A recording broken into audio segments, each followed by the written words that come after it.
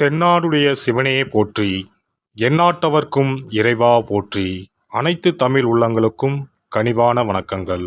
நிகழும் ஸ்ரீ மங்களகரமான குரோதி ஆண்டு நவம்பர் மாதம் 16ஆம் தேதி சனிக்கிழமை அன்று பிரதமை திதியில் கிருத்திகை நட்சத்திரத்தில் வரியான் நாமயோகத்தில் பாலவம் கர்ணத்தில் அமிர்தயோகம் கூடிய நன்னாளில் இந்த மகத்தான கார்த்திகை மாதம் பிறக்கிறது. கார்த்திகை மாதம் என்றாலே ஐயப்பனுக்கு விரதம் ஆரம்பிக்கக்கூடிய காலகட்டம் ஆகும். மற்ற எந்த மாதத்திற்கும் இல்லாத தனிச்சிறப்பு கார்த்திகை மாதத்திற்கு உண்டு. இந்த கார்த்திகை மாதத்தில்தான் மழை, வெயில், பனி ஆகிய அனைத்தும் கலந்த காலநிலை நிலவும். கார்த்திகை மாதத்தில் கார்த்திகை தீபம், சோமவார விரதம், உமா மகேஸ்வர விரதம், கார்த்திகை ஞாயிறு விரதம், கார்த்திகை விரதம், விநாயகர் சஷ்டி விரதம், முடவன் முழுக்கு, கார்த்திகை மாத வளர்பிறை, துவாதசி, துளசி கல்யாணம் போன்ற வழிபாடுகள் மேற்கொள்ளப்படுகின்றன. சூரிய பகவான் விருச்சிக ராசியில் சஞ்சரிக்கக்கூடிய கார்த்திகை மாதத்தில் சூரிய புதன் சேர்க்கையால் புதாதித்ய ராஜயோகமும், சூரியன் குரு எதிரெதிர் ஸ்தானத்தில் சஞ்சரிக்கும் போது சம சப்தம யோகமும், சூரியனுக்கு தனஸ்தானத்தில் சுக்கிரனின் அமைப்பால் வேசி யோகமும் உருவாகிறது. இந்த கிரக அமைப்பினால் உங்கள் ராசிக்கு இம்மாதம் ஏற்படும் சுபம் மற்றும் அசுப பலன்கள் என்ன என்பதனையும், அசுப பலன் ஏற்படுமாயின் ராசிக்காரர்கள் செய்ய வேண்டிய பரிகாரம் என்ன, வழிபட வேண்டிய தெய்வம் யார் என்பதனை பற்றியும் விரிவாக காண்போம். பிறக்கப் போகும் இம்மாதத்தில் உங்கள் வாழ்வில் வளமும் நலமும் செல்வ செழிப்பும் பெற்று வாழ்வில் உயரிய நிலையை அடைய எல்லாம் வல்ல எம்பெருமானை வேண்டி விரும்பி கேட்டுக்கொள்கிறேன். கடகராசி அன்பர்களே, நீங்கள் குடும்பத்தினரை நேசிப்பவர்கள். இந்த மாதம் புண்ணிய காரியங்களில் ஈடுபட்டு மன திருப்தி அடைவீர்கள். நீங்கள் எடுக்கும் முயற்சிகள் அனைத்திலும் சாதகமான பலன் கிடைக்கும். காரியங்கள் அனுகூலமாக நடக்கும். புத்தி தெளிவு ஏற்படும். உடல் ஆரோக்கியம் பெறும். மனதில் தன்னம்பிக்கையும் தைரியமும் அதிகரிக்கும். மனக்குழப்பம் நீங்கும். பண வரத்து அதிகப்படும். தொழில் வியாபாரத்தில் நீண்ட நாட்களாக இருந்து வந்த பிரச்சனைகள் தீரும். அரசு மூலம் நடக்க வேண்டிய பணிகளில் இருந்த தொய்வு நீங்கும். உத்தியோகத்தில் இருப்பவர்களுக்கு புதிய பதவிகள் கிடைக்கும். மரியாதை, அந்தஸ்து ஆகியவை உயரும். எதையும் செய்து முடிக்கும் சாமர்த்தியம் உண்டாகும். குடும்பத்தில் மகிழ்ச்சியான கொண்டாட்டங்கள் இருக்கும். பெரியோர்கள் மூலம் காரிய அனுகூலம் ஏற்படும். கணவன் மனைவிக்கு இடையே நெருக்கம் அதிகரிக்கும். பிள்ளைகள் மூலம் சந்தோஷம் கூடும். உல்லாச பயணங்கள் செல்ல நேரலாம். பெண்களை பொறுத்தவரை இம்மாதம் உங்களது திறமைகள் வெளிப்படும். காரியங்கள் அனுகூலமாக நடக்கும். மனதில் தைரியம் உண்டாகும். கலைத்துறையினருக்கு புதிய ஒப்பந்தங்கள் கிடைக்கப்பெறும். சிரமங்கள் குறையும். வேலை பளு குறைந்து காணப்படுவீர்கள். வீட்டை விட்டு வெளியில் தங்க நேரலாம். திடீர் செலவுகள் உண்டாகும். அரசியல் துறையினருக்கு எல்லா காரியங்களும் அனுகூலமாக நடக்கும். மனக்கவலை நீங்கி நிம்மதி உண்டாகும். உங்கள் வாழ்வில் முன்னேற்றம் காண முழு மூச்சுடன் செயல்படுவீர்கள். பொருள் வரத்து அதிகரிக்கும். வாகனம், பூமி மூலம் லாபம் கிடைக்கும். மாணவர்களை பொறுத்தவரை மனதில் இருந்த வீண் பயம் அகலும். கல்வியில் வெற்றி பெற பாடுபடுவீர்கள். நட்சத்திர பலன்கள் புனர்பூசம் 4ஆம் பாதம். இந்த மாதம் குடும்பத்தில் இருப்பவர்கள் உங்களை அனுசரித்து செல்வது மனதுக்கு இதமாக இருக்கும். கணவன் மனைவிக்கு இடையே சிறிய வாக்குவாதம் ஏற்படலாம். பிள்ளைகள் உங்களை புரிந்து கொண்டு நடப்பது மனதுக்கு நிம்மதியை தரும். பூசம் நட்சத்திரம். இந்த மாதம் சாமர்த்தியமான பேச்சின் மூலம் காரிய வெற்றி உண்டாகும். அடுத்தவரை நம்பி பொறுப்புகளை ஒப்படைப்பதில் கவனம் தேவை. மாணவர்களுக்கு கல்வியில் இருந்த போட்டிகள் விலகும். பாடங்களை படிப்பதில் இருந்த இடையூறுகள் நீங்கும். ஆயுள்யம் நட்சத்திரம். இந்த மாதம் துன்பம் வருவது போல் இருக்குமே தவிர ஆனால் வராது. மனதில் ஏதேனும் கவலை, பயம் அவ்வப்போது ஏற்படும். உங்களது பேச்சே உங்களுக்கு எதிர்ப்பை உண்டாக்கலாம். யோசித்து பேசுவது நல்லது. ஆன்மீக எண்ணம் அதிகரிக்கும். அருகில் இருக்கும் அம்மன் ஆலயத்திற்கு சென்று நெய் தீபம் ஏற்றி வணங்கி வர குடும்பத்தில் மகிழ்ச்சி நிலவும். நீண்ட நாட்களாக இருந்து வந்த பிரச்சனைகள் தீரும். சிறப்பு தொகுப்பு.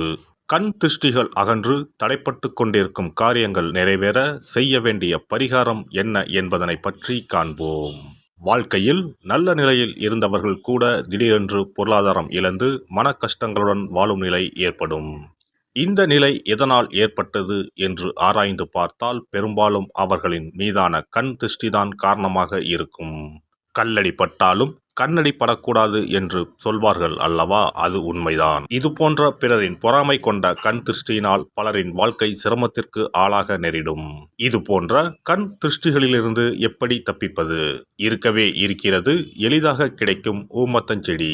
தெய்வ சக்தி நிறைந்த செடியாக கருதப்படும் ஊமத்தஞ்செடியின் காய், பூ, இலைகள் என அனைத்தும் தீய சக்திகள் விரட்ட பரிகாரத்துக்கு பயன்படுகிறது. பொதுவாக ஊமத்தம் காய்க்கு கெடுதலை அகற்றக்கூடிய சக்தி உண்டு. நம் வீட்டில் உள்ள எதிர்மறை சக்தியை அகற்றுவதற்கு ஊமத்தங்காய் தீபம் சிறந்த பரிகாரமாகிறது. தெய்வீக மகத்துவம் நிறைந்த ஊமத்தங்காய் மற்றும் பூவையும் எடுத்துக்கொள்ளுங்கள். வீட்டுக்கு அருகில் இல்லை என்றால் நாட்டு மருந்து கடைகளில் கிடைக்கும். இந்த 2 பொருட்களையும் மஞ்சள் தண்ணீரை கொண்டு நன்றாக கழுவி விடுங்கள். சிறிது நேரம் அவற்றிலுள்ள ஈரம் போக ஆறவிட்டு பிறகு அவற்றை ஒரு மஞ்சள் துணியில் குலதெய்வத்தை வேண்டி ₹1 நாணயத்தோடு சேர்த்து முடிந்து வீட்டின் நிலைப்படியில் கட்டி தொங்க விடுங்கள். இந்த முடிச்சை வெள்ளிக்கிழமை அல்லது ஞாயிற்றுக்கிழமைகளில் தயார் செய்து வாசல் படியில் கட்டுவது சிறப்பு. தினமும் வீட்டில் தீபம் ஏற்றி காண்பிக்கும் போது இந்த முடிச்சுக்கும் காண்பிக்கவும். இதேபோல் ஊமத்தம் இலைகள் கிடைத்தால் அந்த இலைகளை சுத்தமான மஞ்சள் தண்ணீரில் கழுவிவிட்டு அவற்றை கொண்டு வீட்டில் இருக்கும் விநாயகருக்கு திங்கள் கிழமைகளில் தொடர்ந்து அர்ச்சனை செய்து வர வேண்டும். ஊமத்தம் பூவையும் விநாயகருக்கு சூட்டலாம். 3 வாரங்கள் தொடர்ந்து திங்கள் கிழமைகளில் விநாயகருக்கு ஊமத்தை இலையால் அர்ச்சனை செய்து ஊமத்தம் பூவை சூட்டி வழிபட்டால் வீட்டில் உள்ள கெட்ட சக்தி நடமாட்டம் மற்றும் கண் திருஷ்டிகள் தீரும். ஊமத்தம் செடியும் சிவபெருமானுக்கு உகந்த இலை ஆகும். இந்த ஊமத்தங்காய் வைத்து சிவபெருமானுக்கு தீபம் ஏற்றி வழிபடுவதன் மூலம் நமது பிரச்சனைகளில் இருந்து எளிதாக விடுபட முடியும். முதலில் 2 ஊமத்தங்காய்களை எடுத்துக்கொள்ள வேண்டும். அவற்றின் மீது முட்கள் இருப்பதால் மிகவும் கவனமாக கையாள வேண்டும். ஊமத்தங்காயின் காம்பு பகுதிகளை வெட்டி கொண்டு கத்தியை பயன்படுத்தி ஊமத்தங்காயின் உள்ளே இருக்கும் விதை பகுதியை முழுவதுமாக நீக்கிவிட வேண்டும். பின்னர் 2 அகல் விளக்குகள் மற்றும் விளக்கு வைப்பதற்கான 2 தட்டுகளை எடுத்து சுத்தம் செய்து அவற்றிற்கு மஞ்சள் குங்குமம் போட்டு வைத்துக் கொள்ள வேண்டும். பின்னர் 2 தட்டின் மீதும் ஒவ்வொரு அகல் விளக்கை வைத்துக் கொள்ள வேண்டும். அதன் பிறகு எப்போதும் பூஜை செய்வதற்கு வைப்பது போன்ற வெத்தலைப்பாக்கு, பழம் போன்றவற்றை வைத்துவிட்டு 2 விளக்குகளையும் ஏற்றி சிவபெருமானை மனதார வேண்டிக் கொள்ள வேண்டும். எனக்கு இருக்கும் பிரச்சனைகள் அனைத்தும் தீர்ந்து இன்பமான வாழ்க்கை கிடைக்க வேண்டும் என வேண்டிக் கொள்ள வேண்டும். இந்த பூஜையை வெள்ளிக்கிழமை அன்று தொடங்கினால் தொடர்ந்து 9 வெள்ளிக்கிழமைகள் செய்ய வேண்டும். ஊமத்தங்காயின் மீது எவ்வாறு முட்கள் இருக்கிறதோ அதுபோல நமது வாழ்க்கையில் இருக்கும் முட்கள் போன்ற பிரச்சனைகளை அவை தீர்த்து வைக்கின்றன. இந்த பூஜையை நாம் தொடர்ந்து செய்து வருவதால் நம் மீது இருக்கும் கண் திருஷ்டிகள் அகன்றுவிடும். தீராத துயரங்கள் தீர்ந்துவிடும். பணம், நகை நம்மிடம் பெருகி வரும். சிலருக்கு கையில் சுத்தமாக பணம் இருக்காது. வறுமை தாண்டவமாடும். கடன் தொல்லையால் கஷ்டப்படுவார்கள். பண பிரச்சனையில் சிக்கி கொண்டிருப்பவர்கள் இந்த தீபத்தை ஏற்றினால் 3 வாரங்களில் நல்ல பலனை பெற முடியும். தொழிலில் நல்ல முன்னேற்றம் இருக்கும். கடன் பிரச்சனைகள் தீரும். உறவினர்களிடையே பகைமை இருந்தால் அவையும் மறைந்துவிடும். நோய்வாய் உள்ளவர்கள் இந்த தீபத்தை ஏற்றுவதன் மூலம் நல்ல பலனை பெற முடியும். பொதுவாகவே எந்த பரிகாரம் என்றாலும் அதை முழு நம்பிக்கையுடன் செய்தால் மட்டுமே முழு பலன் கிடைக்கும் என்பதை நினைவில் கொள்ளுங்கள். எல்லாம் வல்ல இறையருளால் நீங்களும் உங்கள் அன்பு குடும்பமும் உடல் நலம், நீலாயுள், நிறை செல்வம், உயர் புகழ், மெய்ஞானம் ஓங்கி வாழ்க வளமுடன். இந்த வீடியோ பதிவு உங்களுக்கு பிடித்திருந்தால் லைக் பண்ணுங்க, கமெண்ட் பண்ணுங்க, ஷேர் பண்ணுங்க. மறக்காம சப்ஸ்கிரைப் பண்ணுங்க. பக்கத்துல இருக்கிற பெல் பட்டனை கிளிக் பண்ணுங்க. நன்றி, வணக்கம். ஓம் நமச்சிவாய. சிவாய நம.